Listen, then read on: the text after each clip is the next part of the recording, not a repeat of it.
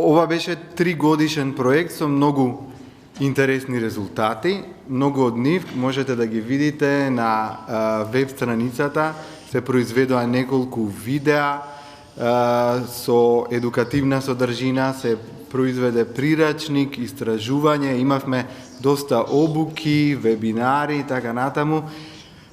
Недела на лажни вести, која што беше многу интересна, дебати од овој тип и така натаму, и завршуваме со оваа интересна конференција, на која во втората сесија јас ќе имам тројца соговорници од Финска и од Англија и од Шкотска, со кои ќе се обидеме да го представиме еден поинаков агол, меѓународните искуства, меѓународните знаења, и да пробаме да се обидеме заедно со вас, да одгатнеме, да одговориме што можеме да искористиме во нашиот случај, што можеме да искористиме во нашето образование. Ја го споменав прирачникот кој што излезе неодамна. Тоа е прирачник за млади, за медиуми, за граѓански организации, прирачник за медиумска писменост, можете да го најдете надвор.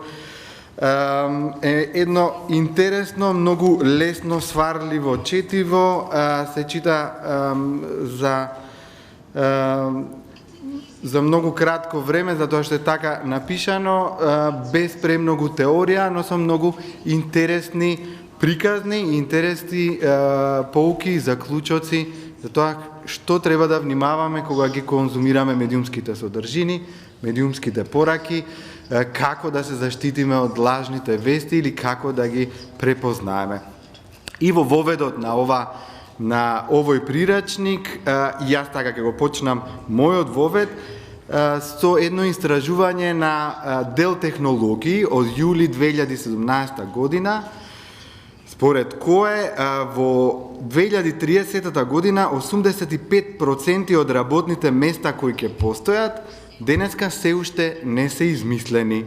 Темпото на промени ќе биде толку брзо што луѓето ќе ги научуваат работите во истиот момент.